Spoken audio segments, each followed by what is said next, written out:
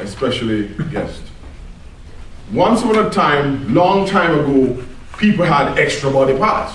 And I know this to be a fact because my uncle told me so.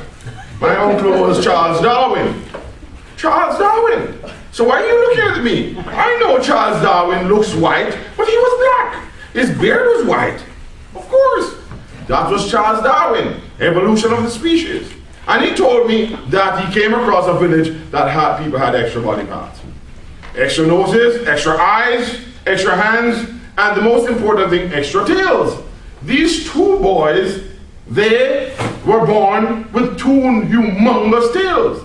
Now, everybody liked extra body parts because they were useful, but nobody knew what to do with tails. And the mother and father of these two little boys, the name of the father was Steve, and the mother was Reese's, of Reese's Peanuts. So Steve and Reese's had these two boys named Peter and Tweeter, like in Twitter. So they used to, Peter loved his tail, but Tweeter didn't like his tail. And after a while, if you prayed hard enough, your tail would fall off. So Tweeter prayed very hard and his tail fell off. But Peter never prayed at all, so he was an atheist, so he decided to keep his tail. One day, the big old giant that lived over the hill, who loves to eat people, came along. And everybody was running in all different directions. This giant was ugly, he had long teeth, he had a long beard, and I don't know who he looked like, but he just looked like the devil himself. And he also had a tail. So everybody was scattering in every direction. Whoever he caught, he would eat. And this went on year after year after year.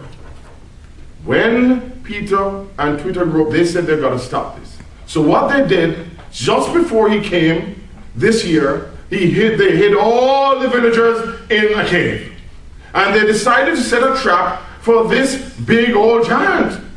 And the trap was he would fall into some pits and he would impale himself and he would die. Easy enough. They would run in front of him, kind of give him a bait, and then they would stop and then he should fall into it. Unfortunately, this did not happen. Here comes the big giant, and he came and he was ready to eat. He was angry now. He never saw any villagers, but he saw Peter and Tweeter. They were the bravest. And they said, "Hey, Mr. Giant, come and don't eat me." And they ran through the bushes. The giant went in and he hit the first hole, he did not fall in. Hit the second hole, he did not fall in. Peter and Tweeter said, "We are in trouble now." So they ran to the edge of the bushes and they knew that there was a huge cliff, 1,000 feet long down there, that if they went there, there was no coming back. The giant followed them. And he grabbed that Tweeter and Tweeter slipped, and guess what? Tweeter fell over the pit. Deep abyss. Oh, Peter was so destroyed. He went up to the giant and said, "Giant, I'm going to do something to you that's bad today."